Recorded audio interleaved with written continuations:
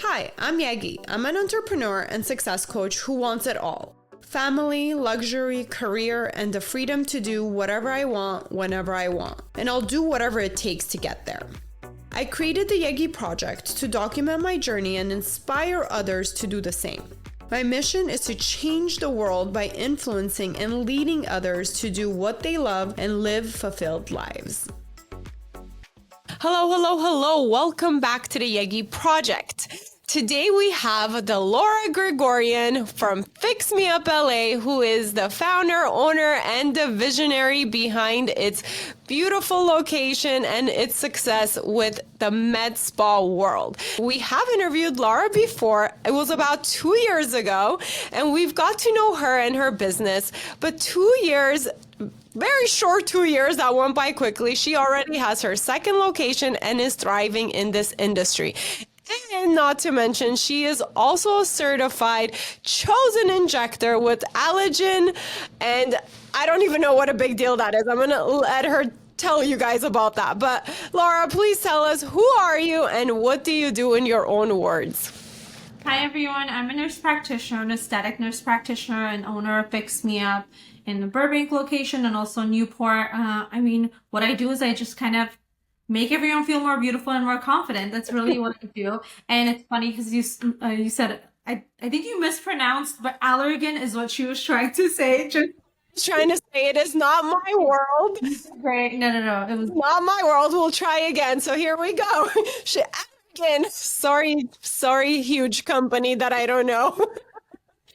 That was great. Botox, right? They're the owners of Botox. That's why it's such a big deal. There's a Botox and Juvederm, so I think it's they're a really big company, of course. Yeah. So I won't jump there. Well, I guess since we're talking about it, since that is something that you are currently doing and you're educating, which takes a lot, you need to be an expert in order to educate others. How is that? Like, how did that come about? How were you chosen? How do you feel? Honestly, it's such an honor. There was out of 45 people in the whole nation, I was one of the chosen ones. So I think I'm just very humbled. It's beautiful to know that your hard work and your passion for something is appreciated and seen.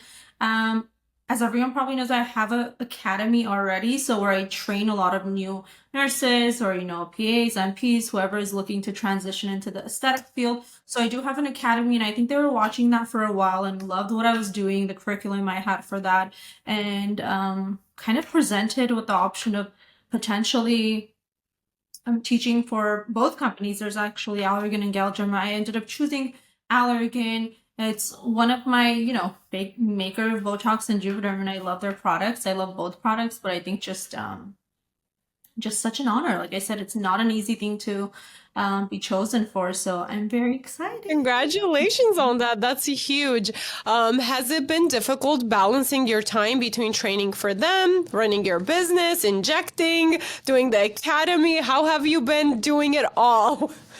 Honestly, I feel like you just have to do it. There's really no think about it, right? You just do it. You just do. You just go until you can't go anymore. So I feel like that's what it is. You just set a schedule, set a to-do list to not overwhelm yourself, and just do one thing at a time. I always tell even my employees, I tell them, don't overwhelm yourself. Just go with the one thing and then just keep following it as you're, checked it off your list, continue to do the rest, focus on one thing so you're not losing yourself. So that's honestly the best advice for somebody who has a lot on their to-do list, right? Now, since when I interviewed you about 2 years ago, you're the owner of one location. And since then, now you guys have Burbank, which is LA, and Newport in OC. How has it been transitioning from one location to two locations?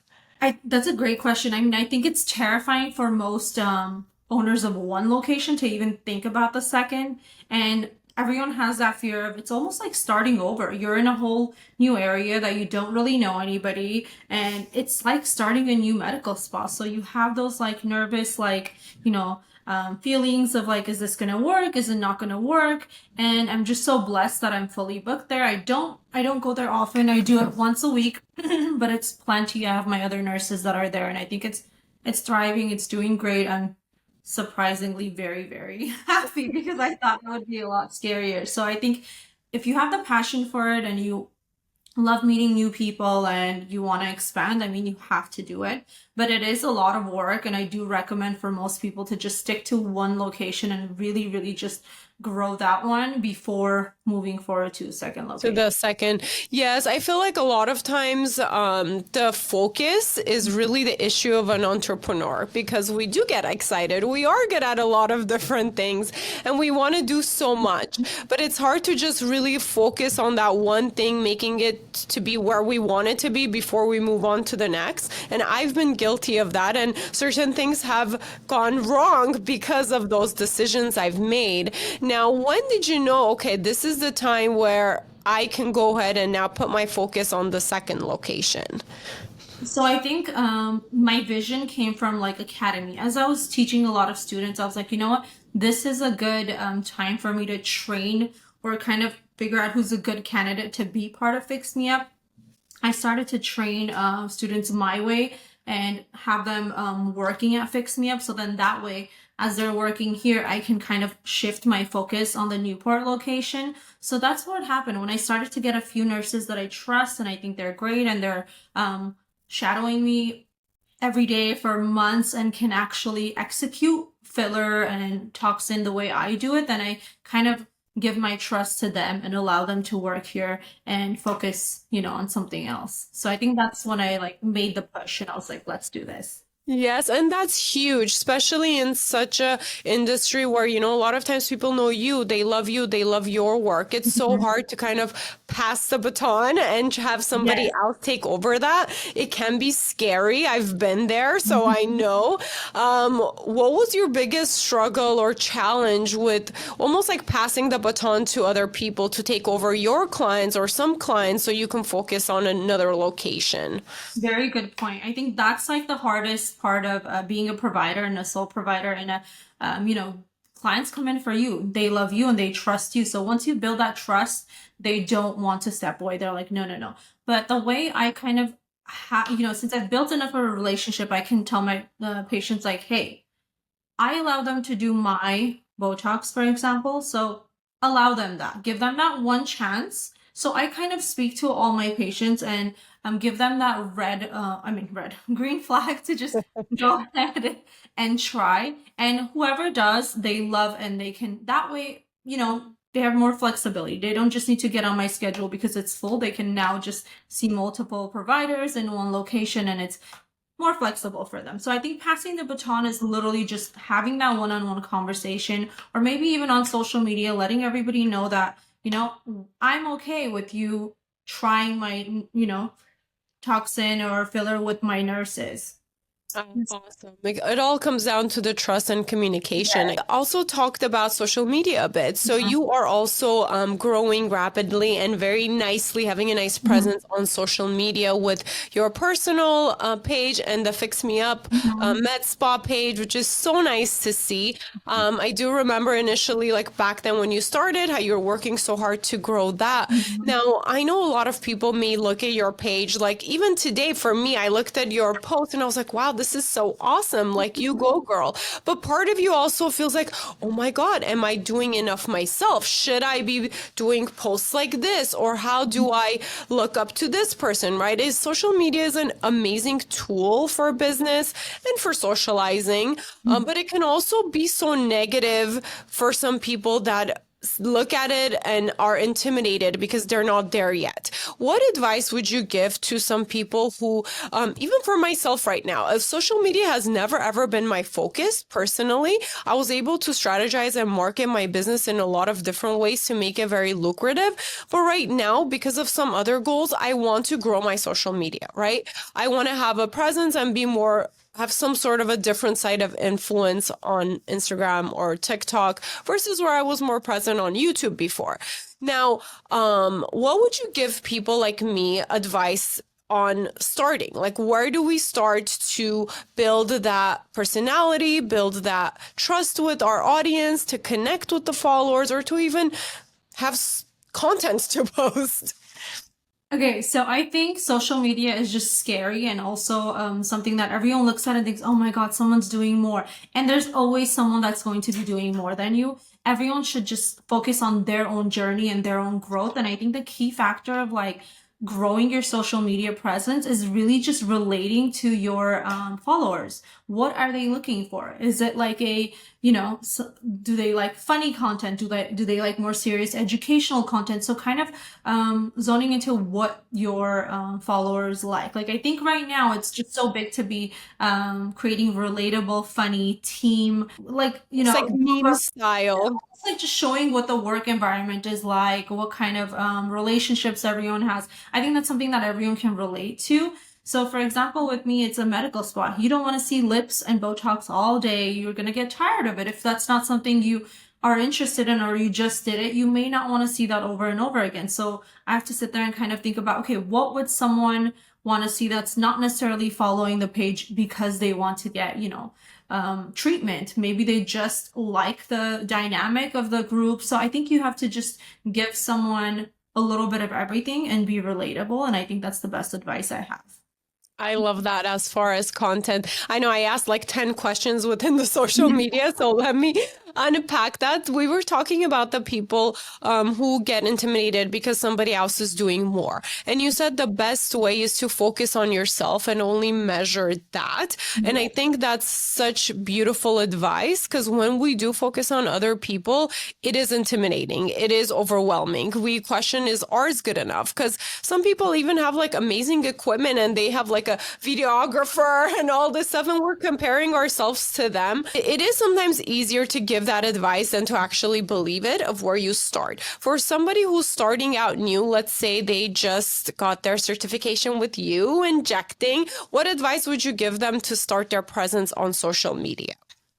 Great question. Actually, when I hire new nurses and they're like, I don't know anything about, injections yet, this is just so new to me, what do? I kind of give that similar advice. Connect to your potential clients. So you can simply just make content about who does Botox, who does filler, what are the differences between Botox and filler, just very simple things that everyone can even Google to find out. So I feel like content can be created from just like pretty much anything. So even if you are not already an injector, you can find content, even if it's just fashion. Sometimes, whoever's in the cosmetic world likes to see, what are you wearing today? What is a day in a life of a nurse or someone that's transitioning from like, the medical world or hospital to injections? Maybe talk about how you started, what classes you took to, be an aesthetic nurse. I think there's just a different following for each one. And even if you're not injecting yet, I think you can make that a something for the industry in general, and just relatable that you would like as an injector. So you have before and afters, and then you where I am now. So I mean, yeah, there's always content. Content is everywhere. It's just about, like we talked about earlier too, do more than you did the day before and do it in small steps, and you will look back in 2 years and you will be amazed at how much you've achieved. And do not look at other people's stuff, and do not focus on their journey, because that is what's going to make you scared and kind of intimidated. Yeah, intimidated at feeling like you're not going to get there. So now, we talk a lot about social media, especially in the beauty industry that we're in, the med spas, the salons. Social media is huge as far as marketing, because a lot of people do go there to see pictures, before and afters, to find people in order to get these services done. Now, how much of social media would you say is the kind of generator of your marketing or your new clients or your business? How important is it in your world? I think now in 2024, in the last few years, it's very, very important. It's almost like split with word of mouth, Oh, wow. If not more. I mean, when I started out my business, it was during the pandemic. So it's not like I could go out there and, speak to a lot of people. It was the first stay-at-home order. Nobody wanted to even leave their house. So I think social media was what I decided to focus on more because that's one way I could connect with everybody. So I think social media is such an amazing platform. Like it just it's what you do with it. And I think how well, like I said, you connect with. Yeah, so for your marketing strategy, social media would hold like a high value of how you market your business compared to like ads, or you said pretty much equally to word of mouth, which is huge. I think it's kind of like the way I explain it is puzzle pieces. They all need to fall into place. You can be an amazing injector, but have bad marketing. You could have great marketing and not be the greatest injector. So I feel like all the puzzle pieces need to fall into place, meaning once In you order for your business to be successful, yeah, because somebody can do great marketing, but when a client comes to you and you suck. you deliver. Yeah, exactly. So retention matters, right? Like you see posts I have 2020 versus 2024. That means that person's been coming to me for 4 years. So I must be doing something right. So the key factor here is yes, do great social media, but of course you have to be great at what you do. You have to be also understanding of what each patient's needs are. Every single person has a different idea of what beauty is, different vision of what's beautiful. Lips are not, for example, some people like it flat, some people like with volume, some people like lifted. You have to kind of understand what your client needs. So I think it's a puzzle piece of marketing, with social media, word of the mouth, and just like that connection and trust that you build. Communication, yeah, definitely. I mean, I think those are all the key ingredients that make you successful, honestly, or any successful business successful. So congratulations on that. I mean, it's huge. It's amazing to see literally 2 years down the line. And this was following COVID and all the madness where you're able to, become a certifier for a major pharmaceutical and open your second location. And, it's so amazing to see a woman doing that, or anybody actually. You can be a man and you can't accomplish that much. So Now, as far as marketing for our entrepreneur listeners, you do an amazing job with it as a whole. So in our previous interview, we talked a lot more about your strategy as far as having even your space. It was actually something I didn't know about it. It was themed, and I think that makes such an amazing kind of attribute to people wanting to take pictures, to post, to relate to it, right? And I'll say it since I've mentioned it. So it's Mean Girls themed, or it was. Did it? it was. Did So it it's funny that change you these said 2 that years? because yeah, so I feel like I get in these moods where I want to change things. I think maybe that's another something else that business owners can have, just keeping it fresh, always evolving and changing. And I think like in the last 2 years, I've gone from that specific theme to just kind of modernizing it a little bit more and keeping things more classic and simple. So I've taken some parts of that. It's still, we have our Mean Girls wall and I love it, but it's not as much as it used to be. And I love that. I love that it's not the same when I look Of back. course, it needs to evolve with you. And we'll put some pictures so we can all see it. Awesome, awesome. And another thing was you are known for your nose fix, right? So without plastic surgery. And I love that there's something that I know you are an expert on, and I know who to go to for that specific reason. And I think that's such a key element in somebody kind of building almost a persona of within the business. Right. And I've seen this being done, and it's being very successful in a lot of different industries. Did you do that intentionally? We did talk about it in the previous interview, or did it just kind of happen for you and you were like, I know I'm good at this and let's see what happens? It's funny that you asked that. Initially, when I started, I actually was known for my lip fix. So I would do a lot of lips, and that's what I became popular for starting out. And then I kind of transitioned into doing a facial balancing, which is called Laura's Face Fix, LFF. That's what we call it. So in this face fix, we are kind of looking at the face as a whole. So then I'm not just focusing on a lip, I'm focusing on nose, cheeks, nasolabial folds, everywhere. So from there, I started to, do a lot of corrections, non-surgical nose job, and that led to the nose fixes. And now, yes, they say Laura's the nose fix queen. You're rolled with the punches, and it's like, when you're in that flow, Yeah, when you're in that flow and you're giving it your all, it does evolve to the next thing. So sometimes we overthink it and we're like, oh, I need to make sure this is what I'm known for. But you don't know what's going to come because your clients actually kind of guide you that way. And initially for me too, when I had opened the salon, it was a full service salon. I had no idea I was going to be known for eyelash extensions, but my clients chose for me. Natural. Like I always say, let things be. Don't push something that's not meant to happen. I mean, my main focus that I did was terming it a certain way, not calling it just non-surgical nose job, but calling it a lip fix, a nose fix, a face fix. I think that helped a lot of the clients kind of look at it and think, oh, it's a nose fix, you know? It's kind of like a marketing technique, and I think that helped a lot. But of course, just doing the nose fixes the right way Yeah. helped the most. And we also had touched upon knowing your stuff. So I know it's very important on staying on top of your industry because things are always evolving and changing. And I think you do an amazing job at that. Can you talk a little bit about how you always make sure you know your stuff, especially in the medical industry? Things are changing and evolving all the time. I mean, I think it's just continued education to not just be so set in your ways and not want to learn and evolve. Like recently, when we went to the Train the Trainer Allergan program, we did cadaver injecting and dissecting, and that like really helps visualize the layers you're injecting and where are you when you're, doing a superficial injection versus a deep injection. So I think just continuing to educate yourself and yeah, being aware of what's happening, what's changing. Are there trends? There's a lot of crazy trends on TikTok that we have to educate our patients on. I think that's the hardest part of my job is telling someone, please ignore everything you saw on TikTok. Let's talk about actual, Back to reality.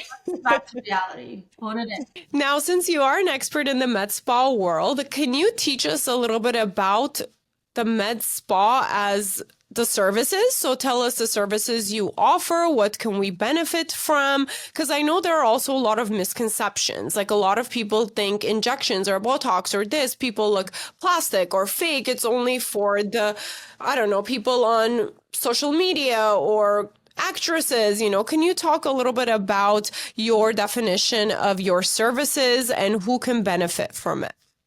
Yeah, I'm going to touch on a few things. I like what you mentioned about celebrities and what people think. I notice a lot of before and afters of, let's say, a puffy face appearance, which I think everyone talks about, and they fear that that's what filler will do. A lot of those times you see celebrities looking like that, it's actually fat transfer. So most of it is surgery, and fat doesn't survive the same way. So it can look a little bit, uneven, lumpy, bumpy. And I always tell all my clients, if that was not fat transfer, if it wasn't a permanent, decision, they could just dissolve it in 24 to 48 hours. So I always try to remind them, don't look at everything that you see online.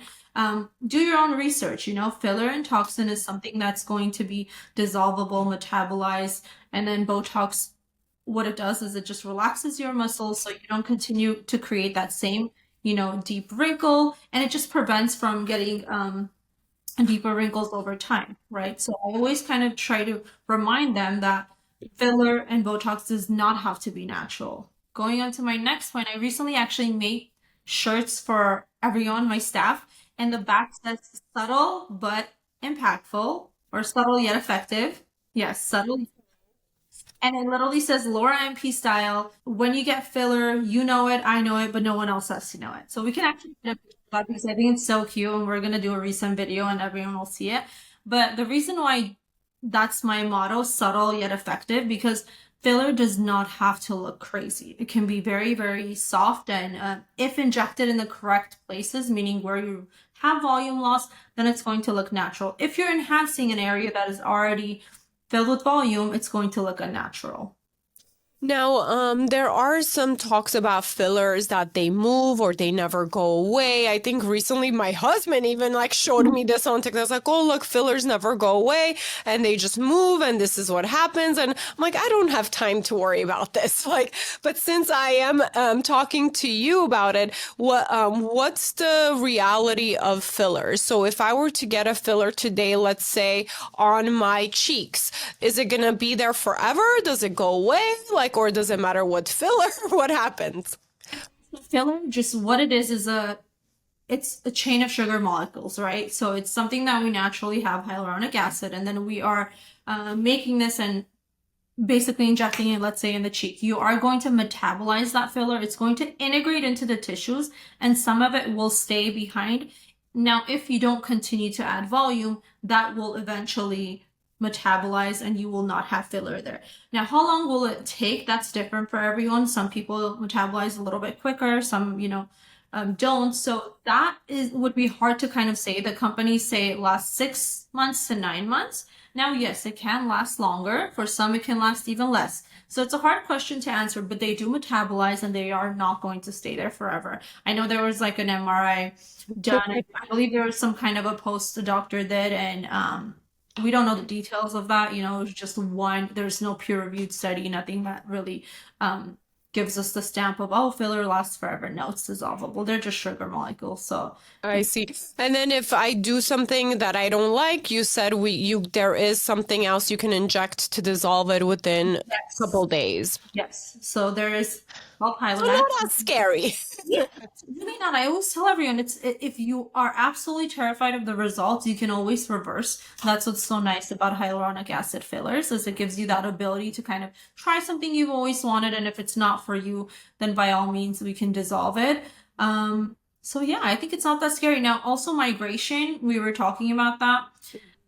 Migration on the lip is more common than anywhere else, and the reason for that is we have, a round muscle around our lip that we're always using to speak. So I feel like that kind of contributes to some kind of a movement. Anywhere else, if it's injected deep and in the correct layer, you should not be seeing a lot of movement. And if it's not overfilled, you should not be seeing a lot of movement. So migration is not that common anywhere else, except above like the lip and around. And again, for that, we can dissolve and restart. If a patient comes in and they have too much migration, we can dissolve that. But again, correct technique, good filler choice, and not consistent injection. So I think that all together will give you beautiful results. Some people inject too much too soon for smaller and cannot expand and don't allow the filler to integrate into the tissues, and that's where you see migration. I see. So yeah, it's really just with anything, you have to make sure you're getting it done by the right person with the right products. Simply said. All right. So now let's kind of dive into other services at the Met Spa. How do you decide? Because there's so many services now available. How did you decide to have like which services on your menu, and what do you guys focus on at Fix Me Up? So we have all kinds of services. We have PRF, we have microneedling, we have laser hair removal, we have VI peels, like chemical peels, we have exosomes, we have, what else? We have Morpheus, or we have, lasers for melasma, we have tattoo removal, we kind of have it all. We have scar removal. Yeah, I'm trying to make sure I don't miss anything. But what we really, really focus on, and I think what my passion is, it's dermal fillers.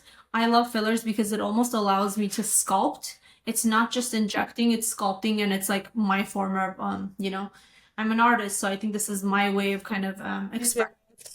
I bet it's satisfying because you almost see like immediate results, right? So it's just so satisfying. Listeners out there who want to be med spa owners or entrepreneurs, or even to start going to nursing school, any of the things that you've done along your path, what has been some of the challenges you personally went through and that you had to overcome that could maybe inspire people that are on the path that you're on? I think you have to be very, very prepared for hard work, and a lot of hard work. I think most people, and this is someone actually recently told me, oh, your job's easy. You just poke, and you're done and you make money. And I was like, whoa. There's a lot more than just poke. That's someone's, basically like life in your hands. You can cause a lot of harm. There are complications that can happen. So I think before becoming a business owner or someone that's going to be injecting in general, you should really, really understand and learn everything you can about complications and how to resolve those. I think that's what made me a strong injector, because I was so prepared